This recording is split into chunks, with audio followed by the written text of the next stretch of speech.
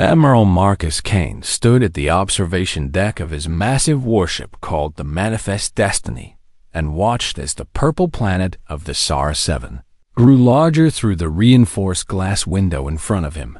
He was a tall man with gray hair cut short in military style and eyes that had seen dozens of worlds fall under human control over the past 10 years. Behind him stood his senior officers in perfect formation, waiting for his orders like they always did. Kane smiled as he studied the planet below because this would be the fourth star system to fall under Terran rule, and he intended to make it happen within the week. The Thessaran Empire had been on humanity's radar for almost 2 years now, and Kane had spent most of that time studying everything he could learn about them. What he learned made him confident that this would be the easiest conquest yet. The Thessarans were a strange species that looked almost human, but with pale skin that seemed to glow faintly, and large silver eyes that reflected light like mirrors. They spoke in soft voices that sounded like wind passing through crystal chimes, and they moved with a grace that made even the most elegant human dancer look clumsy, but none of that mattered to Kane, because what truly defined the Sarans was their complete and total rejection of violence.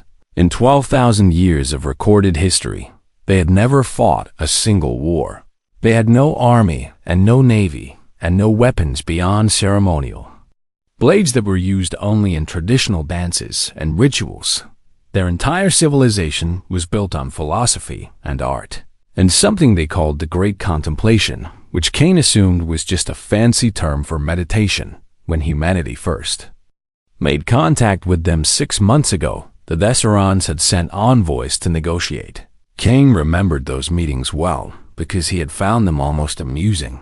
The Thessaran diplomats had spoken of peace and cooperation and mutual understanding, an ancient wisdom that they wished to share with the young human species. They offered trade agreements and cultural exchanges and access to their vast libraries of knowledge, accumulated over thousands of years. Kane had listened politely for exactly 1 hour before telling them that humanity was not interested in philosophy lessons from a species that could not even defend itself. The lead envoy had looked at him with those strange silver eyes and said something that Kane still remembered. She had said that true strength was not measured by the ability to destroy, but by the wisdom to know when destruction was unnecessary. Kane had laughed at her and ordered his guards to escort the delegation back to their ship.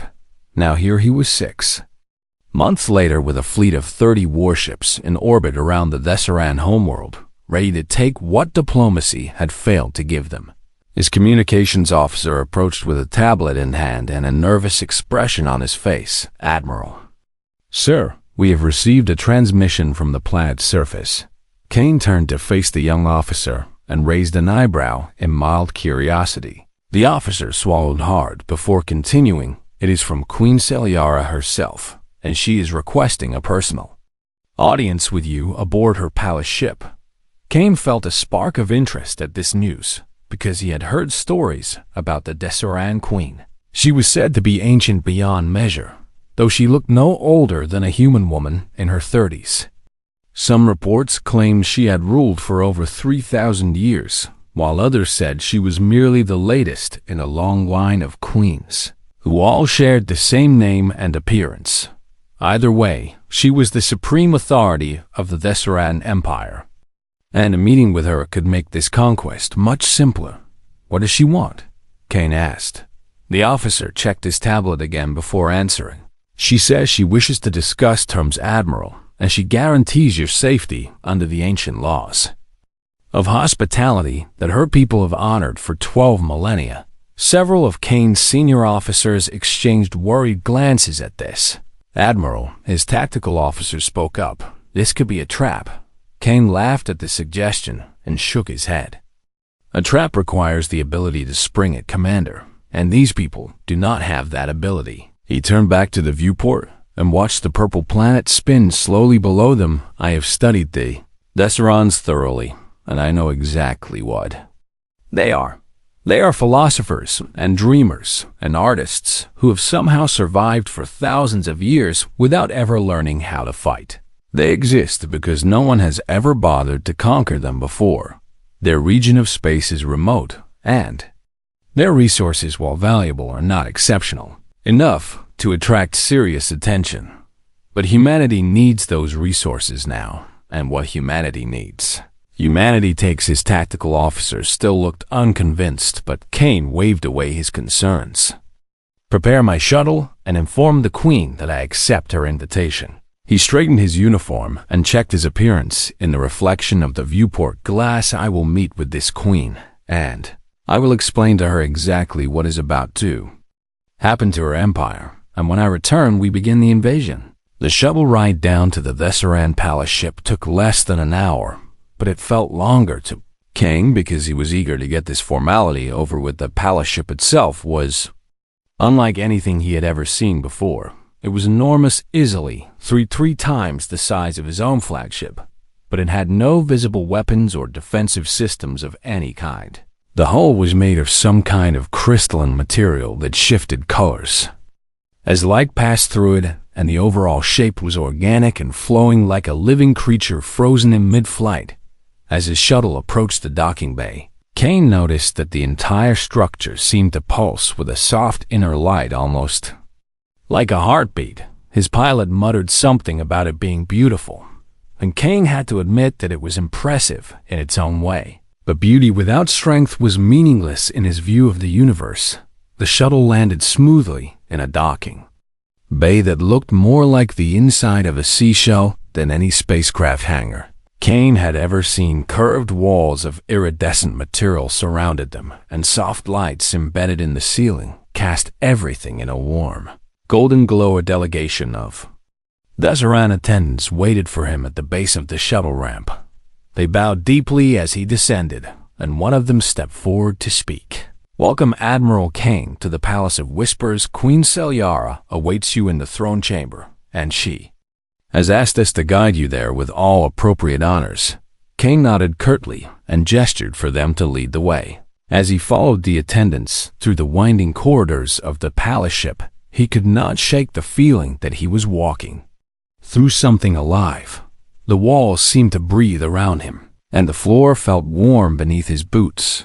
But he pushed those thoughts aside and focused on the task ahead. He would meet this queen, and he would make her understand the reality of her situation. Her empire was weak and his was strong, and that was all that mattered in the end.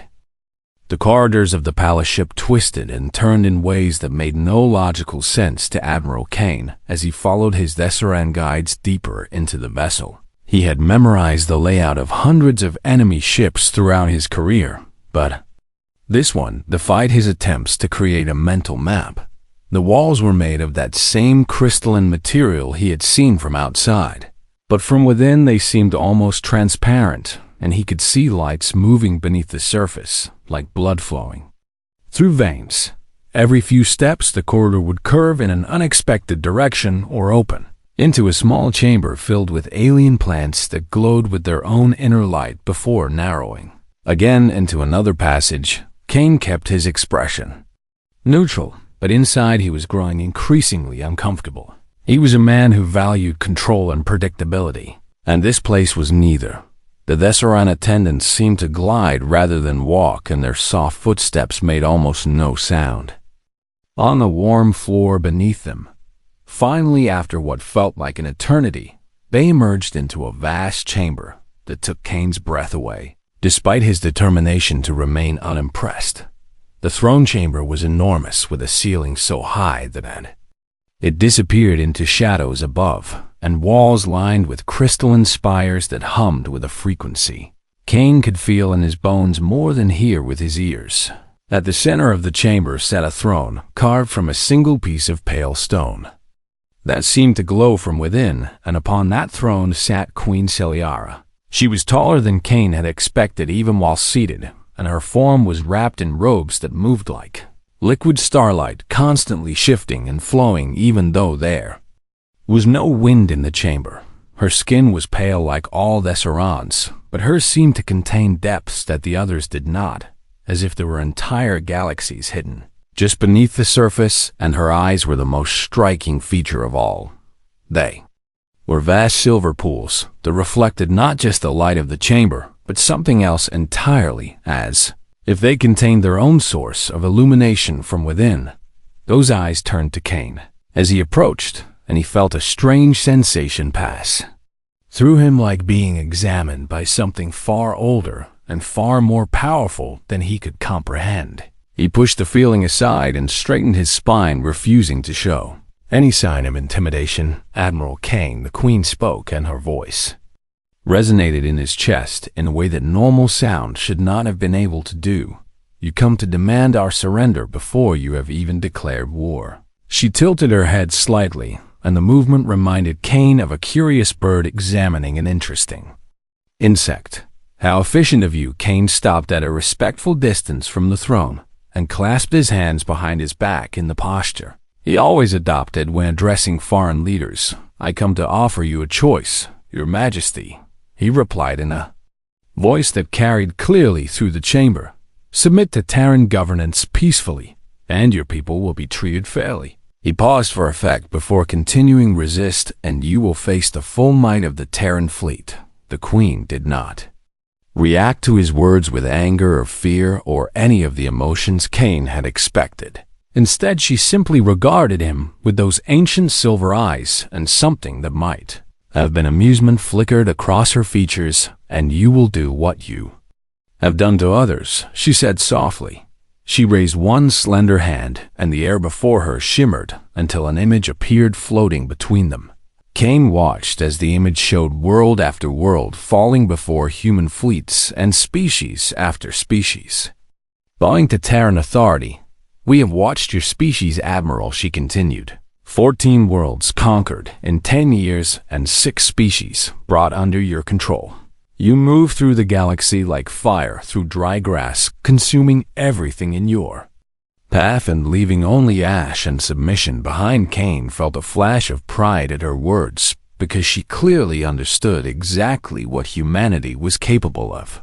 "Then you understand the futility of resistance," he said with a confident smile.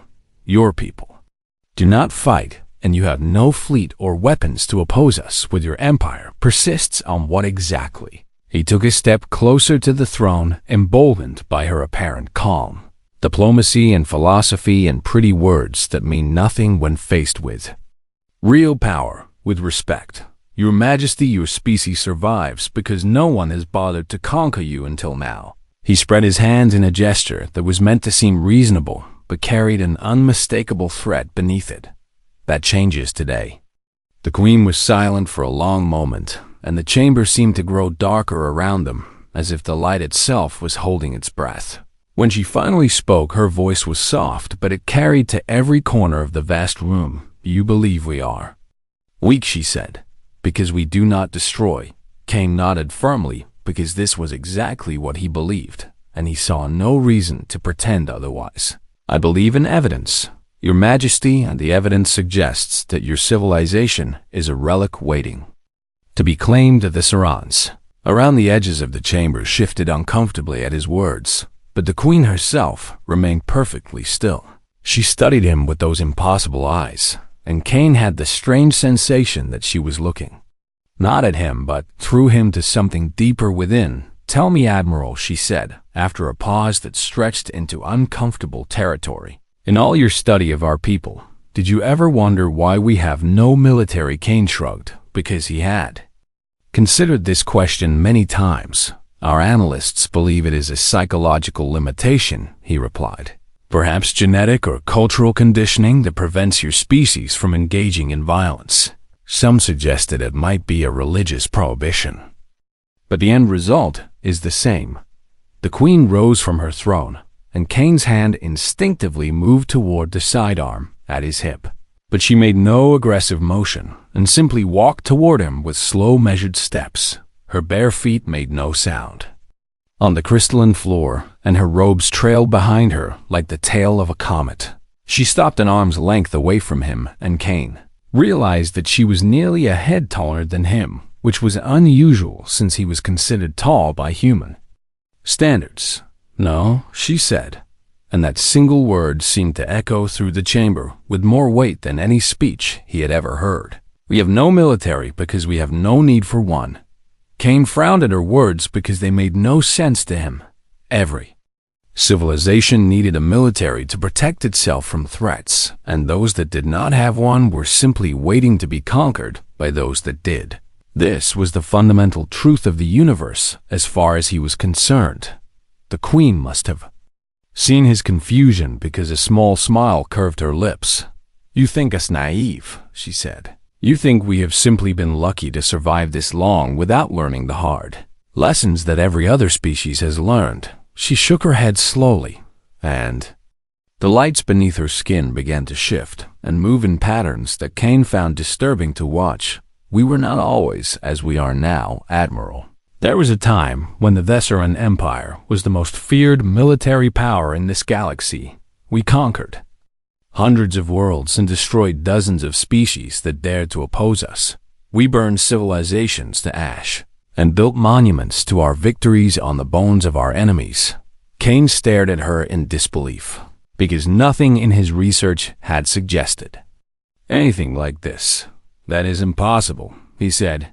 "Your historical records show no evidence of military activity for over 12,000 years. The Queen's smile widened, and something in her eyes made Kane take an involuntary step backward. "Exactly," she said. 12,000 years ago, we stopped, and now I think it is time for you to understand why." Admiral Kane watched the Queen with growing unease as she stood before him with that strange smile on her face and those ancient eyes that seemed to contain secrets. Older than human civilization itself, he had faced countless enemies in his career and had learned to read the subtle signs of danger that preceded an attack. But nothing in his experience had prepared him for this moment. The Queen raised one slender hand and held it palm upward between them, and as Kane watched her pale skin began to change, lines of light appeared beneath the surface, moving in complex patterns that reminded him of circuit boards or neural networks, or perhaps something far more advanced than either. The crystalline spires that lined the walls of the chamber began to hum at a frequency that made Kane's teeth ache and his bones vibrate in sympathy. The air itself seemed to thicken around them, as if the very atmosphere was responding to whatever the Queen was doing 12,000 years ago. She began speaking in a voice that now carried harmonics that should not have been possible for any physical throat to produce. "My ancestors stood exactly where you stand now, Admiral. They were conquerors and warriors, and they believed as you believe. That strength meant dominance, and survival meant the destruction of all who opposed them." Kane wanted to respond, but found that his voice had abandoned him in the face of whatever was happening before his eyes. The light beneath the Queen's skin grew brighter and brighter until it seemed like she contained a star within her fragile form. Her robes billowed around her despite the absence of any wind, and her hair lifted from her shoulders as if gravity itself had decided to release its hold on her.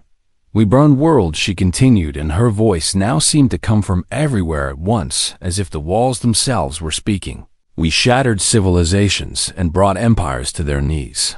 The Thessaran fleets darkened the skies of 1,000 planets, and our warriors were feared across every corner of this galaxy." She opened her eyes fully, and Kane stumbled backward as he glimpsed something behind those silver orbs. It was not just light that he saw, but something vast and terrible and beautiful beyond his ability to comprehend. He saw geometries that should not exist and dimensions that folded in on themselves in a consciousness so immense that it made the stars themselves seem small and insignificant. "And then we evolved," she said. The chamber around them began to transform as the Queen's power expanded outward like ripples in a pond. The walls became transparent, and Kane found himself looking not at the void of space, but at something else entirely. He saw a network of light stretching across impossible distances, connecting every Thessaran ship and every Thessaran world and every Thessaran mind into a single unified whole. Billions of points of light pulsed in perfect harmony, each one representing a consciousness that was both individual and part of something far greater We did not abandon war because we were weak, the queen said, and her form now blazed like a newborn sun given thought and purpose. We abandoned war because we became something that no longer needed it. Violence became obsolete to us, like using a hammer to perform delicate surgery or like using fire to illuminate a room when you have learned to see in perfect darkness. Kane's legs trembled beneath him as the psychic pressure emanating from the queen grew stronger with every passing moment. He had never believed in psychic powers or mental abilities beyond the physical, because humanity had never encountered any evidence that such things were real. But now he understood that humanity had simply never encountered a species that had evolved far enough to unlock those abilities. "What are you?" he managed to whisper through a throat that felt like it was filled with sand. The queen turned her blazing eyes toward him, and he felt the weight of her attention like a physical force pressing down on every cell of his body. "I am what your species could become," she replied, "given enough time and wisdom and willingness to transcend the limitations you have imposed upon yourselves." She gestured with one hand, and suddenly Kane could see his own fleet through her eyes. Every ship and every weapon and every soldier appeared before him as clearly as if he was standing on the bridge of each vessel simultaneously. He could feel the thoughts of his crew members and sense their emotions and know their deepest fears and hopes as if they were his own. And he understood with terrible clarity that the queen was doing this effortlessly, as if maintaining awareness of 30 warships and their crews required no more effort than breathing. "I could unmake your vessels," she said in a voice that was calm and conversational, despite the impossible demonstration of power she was performing. "Not destroy them in the way you understand destruction, but unmake them entirely. I could reach into the fundamental structure of reality and convince the atoms that compose your ships that they never belonged together in the first place." The image before Kane shifted, and he watched in horror as one of his ships simply came apart at the molecular level, dissolving into a cloud of disconnected particles that drifted away into the void. He screamed and lunged forward, but his body refused to obey him, and he realized that he could not move at all. "Peace, Admiral," the queen said, and her voice carried a note of something that might have been compassion. "That was merely a vision of what could be. Your ship and its crew are unharmed." Kane gasped for breath as the pressure on his mind eased slightly, and he found himself able to move again, though his legs felt like they were made of water. The queen watched him struggle to remain standing, and her expression softened from the terrible majesty she had displayed to something almost like pity. "Do you understand now?" she asked. "Do you see why your threats mean nothing to us, and why your weapons are toys, and why your entire fleet could be scattered to atoms before you could fire a single shot?" Kane wanted to deny her words and cling to his belief in human superiority, but he could not lie to himself in the face of what he had witnessed. The Lesserons were not weak at all. They were so far beyond humanity in power and capability that the very concept of war between their species was laughable. It would not be a war, but an extermination, and the humans would be the ones exterminated. Then why, he croaked, "why have you not destroyed us already? Why let us threaten you and insult you when you could wipe you out?" With a thought, the queen's expression shifted again, and Kane saw something in her eyes that he recognized.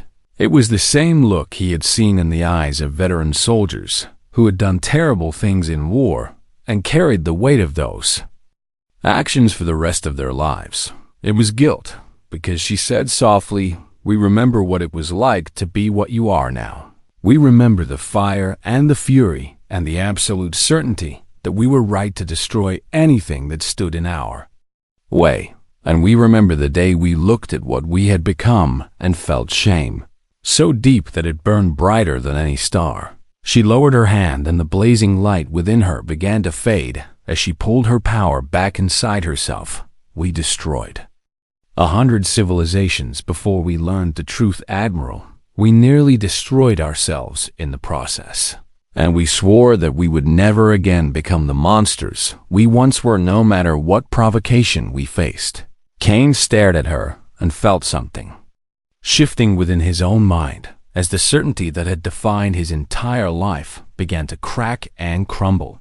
If she was telling the truth, then everything he believed about strength and power and survival was wrong, and if she was telling the truth, then humanity was not the predator he had always believed them to be. They were prey that had simply never encountered a true predator before. Admiral Marcus Kane had never knelt before anyone in his entire life. He had stood tall before presidents and generals and alien emperors and had never once lowered himself in submission to another being.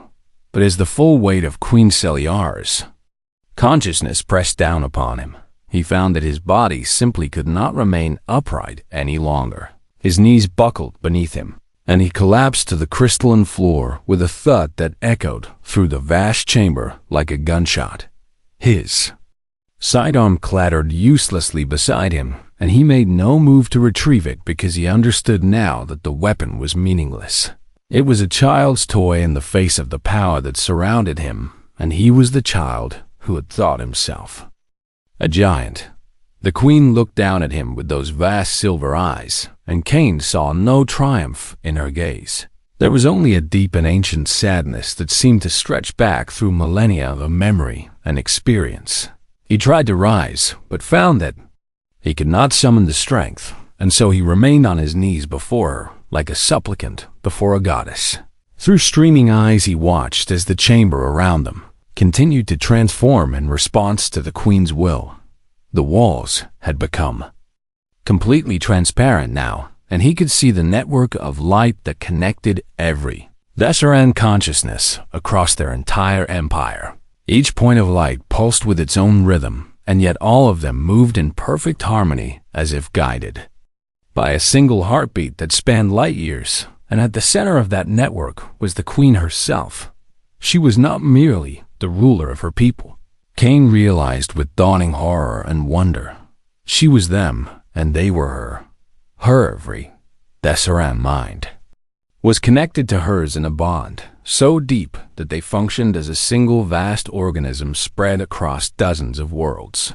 "We are not one ruler and many subjects," the Queen said, as if reading his thoughts. "We are one being experiencing existence through billions of individual perspectives. Each Thessaran is both themselves and part of something greater than themselves. We share our thoughts and our memories and our dreams and our sorrows. When you threaten my people, Admiral, you threaten me." All of me, Kane's mind reeled as he tried to comprehend what she was describing. "A hive mind," he whispered. "You are a hive mind." The Queen shook her head, and her expression shifted to something almost like amusement. "Not a hive mind in the way you're science fiction stories imagine," she replied. "Each Thessaran retains their individual identity, and their free will and their unique perspective on existence. We are more like a symphony than a hive.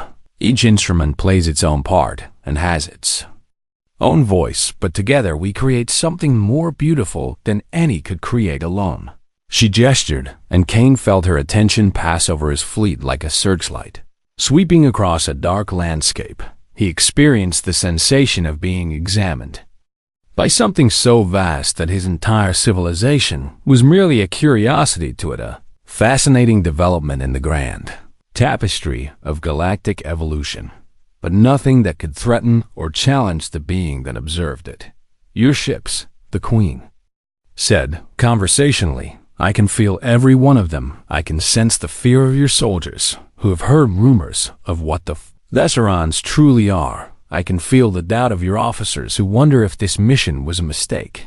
And I can feel your own terror, Admiral, as you finally understand how small you truly are." Kane wanted to deny her words, but he could not. The terror she described was real, and it filled every corner of his being with a cold certainty that he had made the worst mistake of his life. "I could reach into the minds of your crew," she continued. "I could remove the desire for war from their thoughts and replace it with peace and contentment. They would not even know that anything had changed. They would simply lose interest in conquest and wish to return home to their families." Kane's blood ran cold at the casual way She described something that should have been impossible.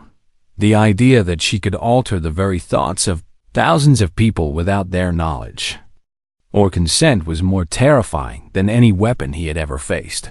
Or, I could go further, she said, and her voice grew softer as if she was discussing something painful. I could reach into the collective consciousness of your entire species and remove the concept of war entirely. Humans would forget that they ever wanted to conquer. You would become a peaceful species, devoted to art and philosophy and contemplation. You would be happy, Admiral, happier than you have ever been, but you would no longer be truly human. Kane looked up at her with horror written across his face, because he finally understood what she was truly capable of. She could not only destroy humanity, she could transform them into something unrecognizable, and they would thank her for it. Please, he heard himself say, and the word came out as a broken whisper. Please do not do this to us. The Queen studied him for a long moment, and Kane saw something shift in her ancient eyes. The terrible power that had filled her began to recede like a tide withdrawing from a shore, and the pressure on his mind eased enough that he could think clearly again.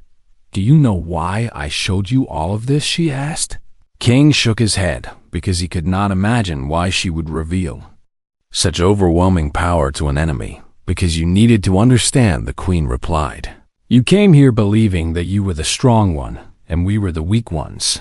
You believed that your weapons and your fleet gave you power over us, and I needed you to see the truth so that you could make an informed choice about what happens next.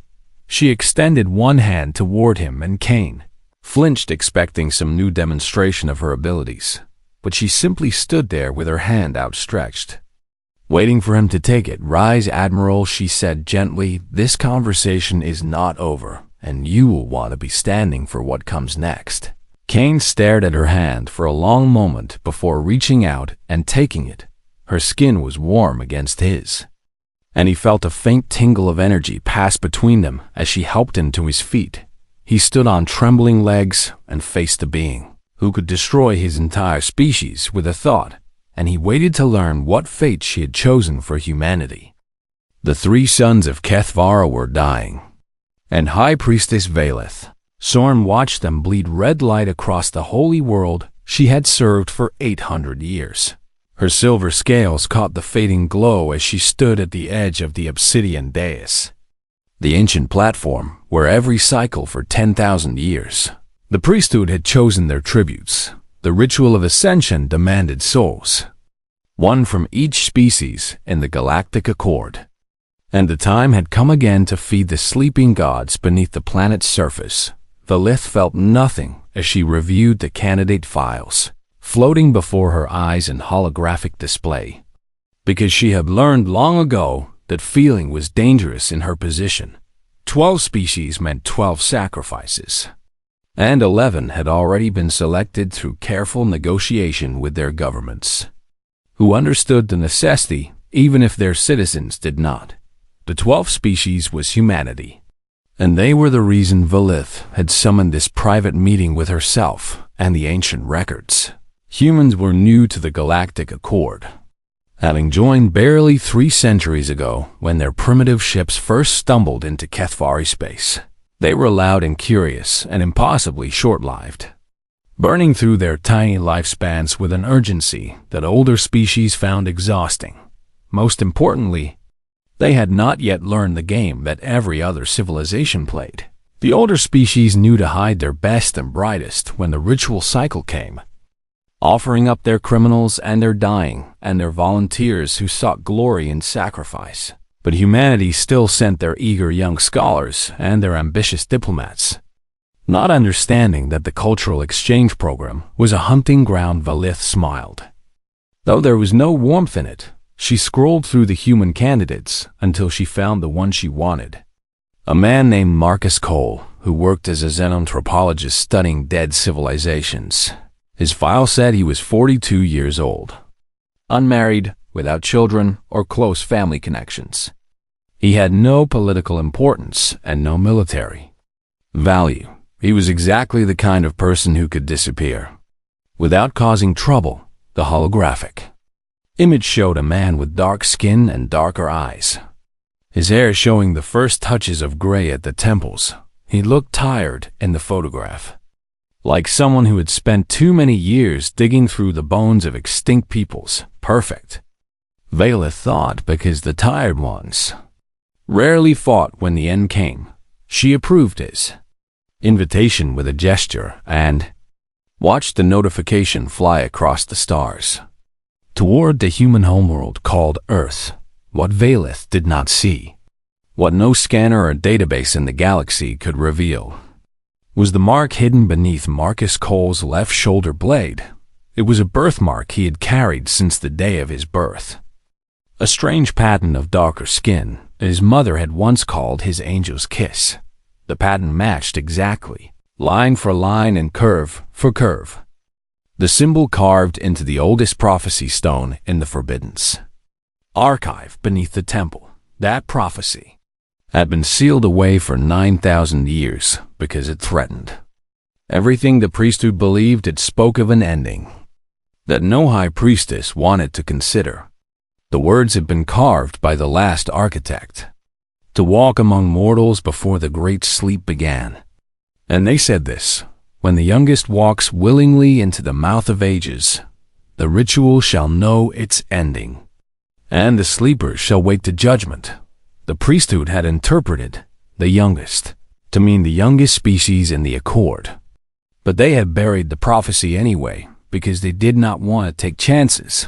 They had been careful for millennia to choose only the weak and the broken from young species, never anyone who might carry the mark. But Valeth had never seen the prophecy stone herself. Her teachers had considered it too dangerous to show the younger priestesses, and so the knowledge had begun to fade from living memory. She approved Marcus Cole because he seemed like nobody important, never knowing that the universe had been waiting for exactly this choice. 3 weeks later, Marcus Cole read the invitation on his tablet while sitting in his small apartment on the outskirts of New Helsinki. The message offered him an unprecedented opportunity to visit Kethvara, the most sacred world in the known galaxy. As humanity's cultural representative for the Ascension Festival, he had applied for the position on a whim 6 months ago, never expecting to be selected. His specialty was dead civilizations, not living ones, and he had always felt more comfortable among ruins than among people. But something about the invitation called to him in a way he could not explain. It felt like recognition, like coming home to a place he had never been. Marcus accepted without hesitation. He packed his few belongings and said goodbye to the handful of colleagues who would notice his absence. None of them knew it would be the last time they saw him, and neither did Marcus himself. The journey to Kethvara took 2 weeks through fold space, and Marcus spent most of it reading everything he could find about the ancient world the public records spoke of, beautiful temples and sacred ceremonies, and the honor of being chosen to participate. The classified files, which Marcus accessed through channels a xenanthropologist should not have known, told a different story. They spoke of delegates who never returned and of families who received generous compensation for their silence. They spoke of a ritual that demanded more than attendance. Marcus read these files and did not turn back. Perhaps he should have been afraid, but he had spent his whole life studying the ways civilizations ended. He had walked through the ruins of HFY, 100 dead peoples, and learned to read the stories written in their bones. If Kethvara held secrets about endings, then Marcus wanted to understand them. The mark on his shoulder blade itched as his ship dropped out of fold space above the holy world. He scratched it absently, not knowing that beneath the planet's surface, something ancient stirred in its sleep for the first time in 1,000 years. The architects dreamed, and in their dreams, they felt the approach of the one who would finally wake them. Valeth Sorn waited at the landing platform with her ceremonial robes flowing in the thin wind. She had greeted countless tributes over her centuries of service, and she expected this one to be no different. The human ship touched down with a hiss of venting atmosphere, and the airlock opened to reveal Marcus Cole. He was taller than she expected, and his eyes held a sharpness that the photograph had not captured when he looked at her. Valeth felt something she had not experienced in centuries. She felt seen. "High Priestess," Marcus said, bowing in the human fashion. "Thank you for this honor." "The honor is ours," Valeth replied, and the ancient words of welcome tasted like ash in her mouth. She led him toward the temple, and with every step, the feeling grew stronger. She had made a mistake. She just did not know yet how large that mistake would prove to be.